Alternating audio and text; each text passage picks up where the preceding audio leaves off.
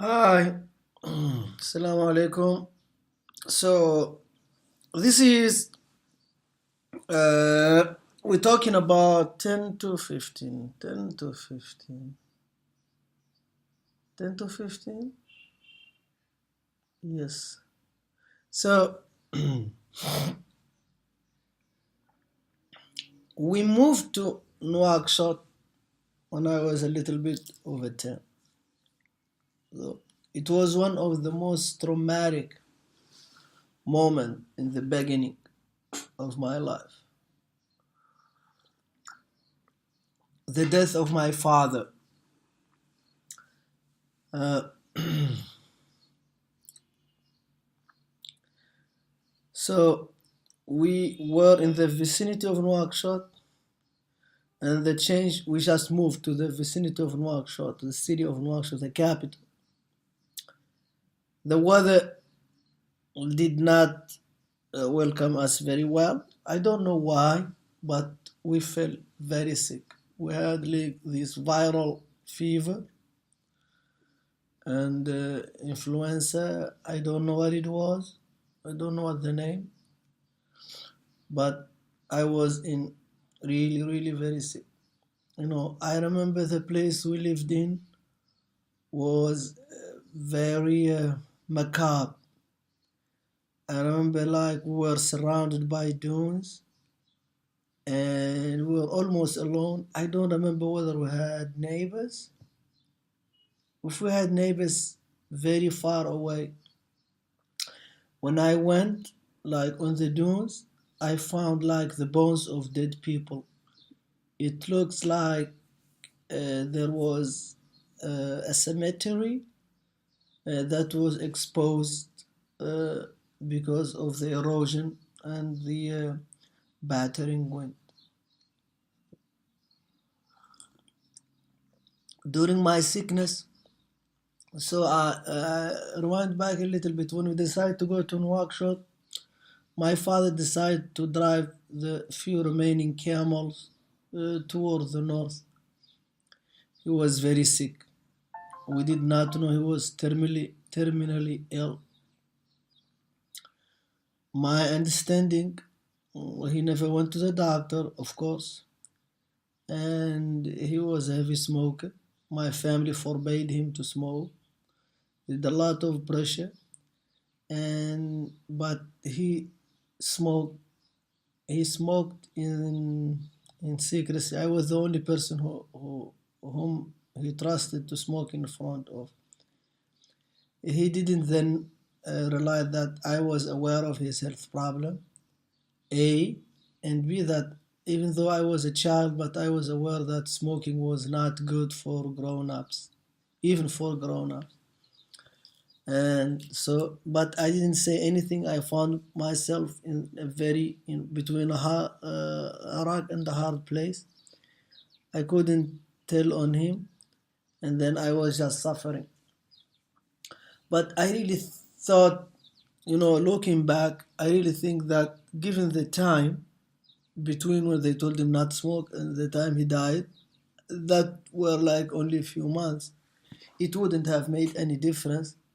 And then he just wanted to spend the rest of his life a happy man, doing the thing that he loved the most, among them smoking. So about when he made about, let me see,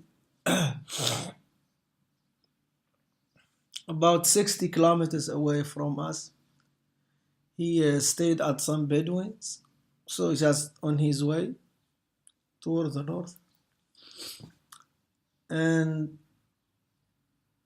people tell me that he they were moving and they were getting ready to move. That's normal. That they move from one place to the other to get like fresh grazing ground. And he sat there, he was like helping, and then I think he sat there and said, "I need to make a cup of tea or something." And then he sat there, and then he held his heart, and then he was like in pain, but he was like a very strong man. He never showed pain. And then this woman, the mother, she saw that he was in real pain, and then he passed out. And then they came to his aid, and then they saw that he uh, he was gone already. That's what I remember from the story. So they were looking for the family. They were asking around everything. Then my oldest brother Habud and other people, they went there to go and for his burial and grave, marking and so. When they arrived, before they uttered any word, the woman looked at them, said, "Don't say anything. You are the son." Pointing at my brother Hamoud, they said, "Yes, I am." Said, "I figured you really look like him." And so they, so so I mean, the tradition is to bury him in one of our graveyard, one for him. So, but it was like about maybe 80, 90 kilometers away, and that was a no go because they didn't have like any means to transport him. It was like 90 kilometers of pure like dunes and very hard to drive, and we didn't also have the mean to get the truck. It was just was no time. There was no time, and we didn't have a mall. We didn't have a place to put him until we get the transport. They get the transport. So the family know everything. So they gave his belonging, few cords, and just very few belonging, and the rest of his camel, and then they left. When they came to us, they told the family, but I was, like I said, I was very, very sick. And then I was like, you know, almost gone. And so, and then, but I heard the chatter, and my instinct told me that some very bad news has hit the family. And the more they chatted, the more I got the news. But because I was in so much pain, I didn't want to cry or I didn't want to do anything. And I didn't say anything. I didn't tell them because they kept like whispering and they didn't want me to know because of my situation. So, and then after I don't know how many days I recovered, and then they still didn't tell me, but I knew everything. But by then, I knew in secret what happened, that my father passed away. My oldest sister was like feisty, and she was like, I don't know, I would say a troller. She used to troll like me when she wants, troll people, things like that. And I love to read. We had very few books, and then I read aloud. And then I was reading this book, and then I was reading the chapter. So what happened if people die and meet Allah and so and go to heaven? I don't know why I chose that chapter, but I just read it, and then she was looking at me and laughing. No, which was a little bit like, I don't want to say evil, but childish. Then she told me, said, if you only knew. And then she was laughing. And then I started crying and I told her, but I do know. So, and then she said, what do you know? I said, I know that our father passed away. And then I started crying. And then and then my family scolded her a lot. And then they said, you are evil. Why did you do that to a child? And so, and so Uh, so they brought my, so I finished third grade then. That was third grade. I finished it. You know, I was already for fourth grade, and but the fourth grade, the only school was in the only schools were in the capital, like in the center of the city. Very much, city was very much smaller than now. I would say now roughly maybe 100,000 people, on if that, if that. That's like 81, 82, I guess. And so, and that for the first time, the school in Rosso had given me my scorecard, like with the classified material and so. So it was very small, brown, orangish. Uh, uh, we took it to the school, École de, to accept me. It was school number two, École de. Because that's like the second school in Nouakchott, École 1, that is, and then École 2, the second school ever to exist in the country. I mean, in Nouakchott, I mean, in the capital. And then they said, okay, we accept him, fourth class, and then I start studying. And then the capital was still recovering. The country was still recovering from the coup d'etat, when people were executed and some were convicted uh, to to to life in a prison. In the first time, it was very very hard. The country was not used to this kind of punishment, like death penalty. It's the first time that someone was put to death by the government. That was like weird, very like Bedouins. They didn't know like this kind of. They never were. They never lived under a state, and most certainly never under such like a brutal state. And because everybody knows everybody, and some of the judges I heard collapse, but I don't want to fake history or anything, but it was really bad because the families knew each other. The judges knew the family of the victim, of the accused, and of course they didn't come in peace to the capital, because they wanted to commit a coup d'état against a dictatorial regime, of course, and they said they want to end the war. But of course, if you come, with weapons, you cannot expect people with weapon who rule by force to receive you with flowers. That's kind of thing. But the only thing that all people almost agree on, that death penalty was not called for, was so much vengefulness. And of course, the government said, but they caused the death of uh, in exchange of fire. So anyway, I'm not here to rewrite history or to judge what happened between military. I don't like military rule. I don't think it's the right thing. I don't think civilized people should be ruled by force and without their consent. I don't like it, all of it. One of the this is, you will find this especially very amazing. So the son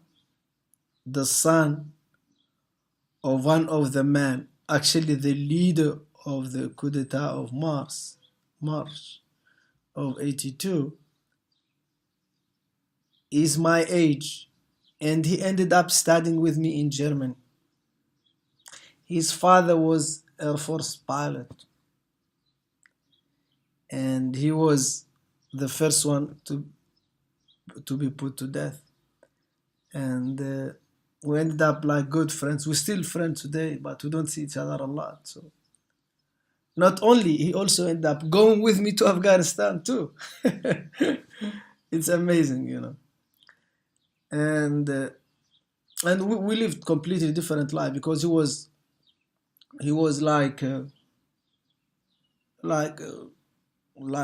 well-to-do family, obviously, because his father was an officer, and they had to live in Morocco for some time as refugees and then come back to the country.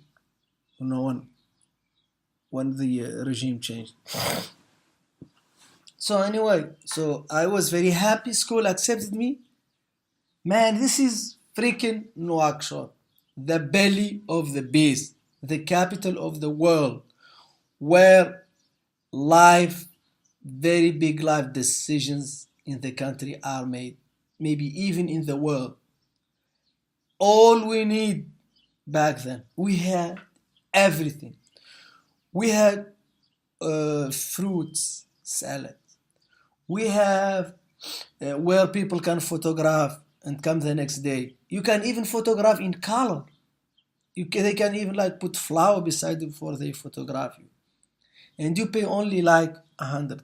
$100 is about back then maybe $2.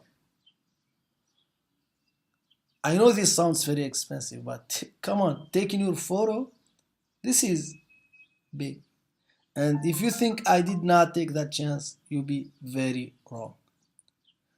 And we had all kind of bread. We had Lebanese bread, and we had Lebanese like cakes and pies, which I didn't buy a lot because I didn't have the money. But I enjoy the sight. I enjoy just watching the very beautiful, uh, cakes and pies. Mm. And I remember this Syrian restaurant, sell also all kind of sweets, and they also sell like sandwich and chicken, whatever. And then this woman looked at me, didn't like me at all. The owner of the restaurant, and she was right because I was very, apparent poor kid, and she knew that I didn't have money. But she was wrong because the time that I came inside the restaurant, that I ventured inside, was only to buy very little. And there was the other Lebanese restaurant was also good, and he had color freaking TV. We didn't have like a TV in Mauritania then. We had the first TV only, I think, 84, 85. A gift from the Iraqi government. We didn't have it, but they had somehow they captured, I think, the signal from Dakar, and they have like videotapes, video freaking tapes in color, movies. So I bought my sandwich. It's more about like 80 cents sandwich, 80 cents at the American cents, 30 ugia back then. And I sat there to watch the movie. And it was tricky because if you finish your sandwich, you have to leave. But I extended the eating time so I could watch the movie. And begrudgingly, the guy watched every move of me out of everyone who was sitting there, or so I thought. I don't know, but it looked like he was really only watching me and no one else. And of course, I had a chance to buy my own soccer ball. And that has also a story behind it. So my cousin, who had a place in Marche Capital, the first mall ever in the country, who is now in ruins. She had a place there. She was selling malhavas, the traditional veil of women, and things that women use.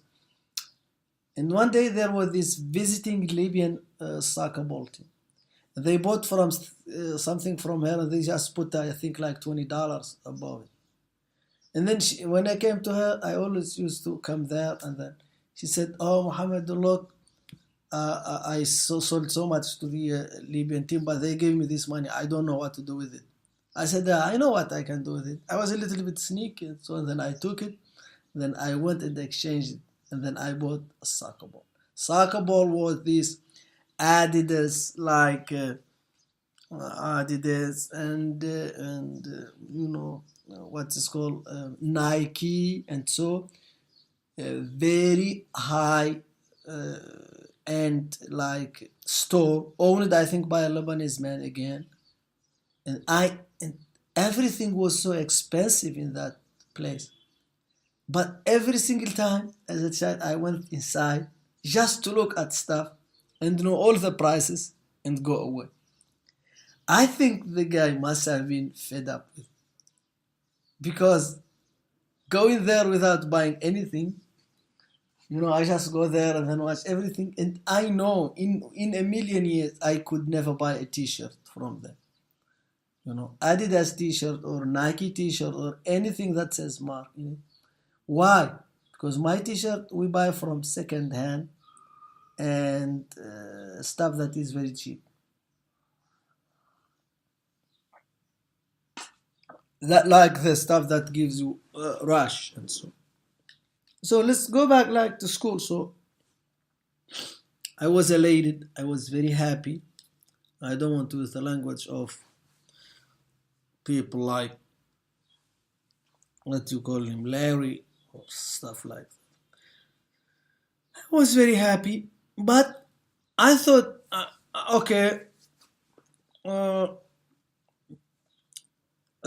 several months in third grade, fourth grade, I want more. So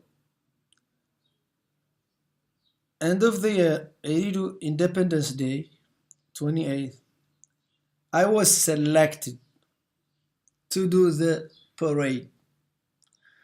Wow, can you believe that I was going to be an official with the kids to do the parade?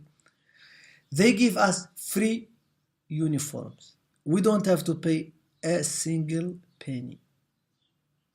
Well, uh, granted, the uniform is overrated, very cheap, and because it's like just like a pair of pants, very cheap pair of pants, and very cheap T-shirt, just like the one that my family would buy for me. But with so many kids wearing the same thing, same color, even rich kids wore the same thing with me, which was like really, really good for me. And yeah, we went near the presidential palace, and then we heard music, fanfare, and the music honor all of this, and then we made it through the thoroughfare of the capital. It was then empty, and people were cheering us everywhere. At the end of the day, it was so tiring. I was so exhausted, but I was really, really happy. I had to walk all the way from capital to Ksar back to my school, which was very, very, very far away. And we just like split. When we split, like it was very unorganized split. So I was like full of myself. I said, you know what? I deserve better. I deserve more. Fourth grade is not for me. So I went to the principal. I said, I want to be fifth grade. He said, why? And so and then I started talking to. Then I convinced him. Said, okay, you go for fifth grade. And then like maybe 2 months before the end of the year or something like that, I went to him again. I said I want sixth grade. And sixth grade is different because sixth grade is the defining moment, because sixth grade is when you finish primary school and you go to high school. And only people only go to high school on merit, like Like only so many people could enter high school. It's not everybody, and it's a national competition. It was a big deal back then, very very big deal. It was announced in the radio. That's how big deal it was. We didn't have TV. If we had TV, we would have announced on TV too. So he was angry with me rather, and he called me I'm cake. He called me you are like a conniving boy, and so you are, you know. and then and then, but he was like he just spoke a lot, a lot of barking but no biting, and then he said, "Okay, it's your own responsibility. You gonna screw up, it's going to be you, not me. You go whatever you do, I don't care." And then he talked to the sixth grade teachers, and then they allowed me in. He said, "Whatever." And then I didn't know how I did. I didn't know because everything was already taught. There was nothing that I could catch. And then I don't know, honestly, I don't know what I did. But I just start reading stuff, reading, and then just paying attention to whatever is left from the year. And then I went to the formal competition. It was very formal, like people who what you are not your teacher, different, and the test is coming from the government. It's not from the school. It's centralized for the whole country, same test at the same time. No cheating. I didn't know cheating back then, what it meant, or anyway. And then so and then I did, and then sealed envelope you give back, and then you wait. On vacation, I mean, I went that back home. That's what vacation meant. And then, you know, I was with my sister waiting every day. They read the name so and so, so and so, and then they say Muhammad Wuld Salah, slightly mispronouncing my name. But that was enough for me because my name is not, it's not very common, and we took it as it was my name. That means it means really big thing. Like I am going to college. You know what college is? College is like only uh, like two-step away from uh, university, which I didn't understand what university was. I really didn't know. I don't know whether I know, but I just want to go higher and higher. That's what I wanted back then. In Nouakchott, I was so excited about this city. You don't have any idea how excited I was. I was excited because I could go to the diplomatic quarter, you know, where France is the centerpiece. France embassy with the French people playing these very big balls, their own golf version. Where there, I just watch. It's just enough to watch their where they dump all kind of juices, all kind of butter, all kind of product that we don't use, but they use them. I didn't want to touch. I didn't want to eat what they ate, but I was amazed. And then my cousin had a convenience store where all his customers were diplomats from all around the world, including French people, Palestinians, Arabs, and the rich people of the country. So, and I love like those French people, Lebanese people, very delicate kids. They very clean houses, very clean everything, and I wish I was also like them. I was clean. I wish I had good clothes. I wish I had the house, and they talk like, bonjour, comment ça va? Oh.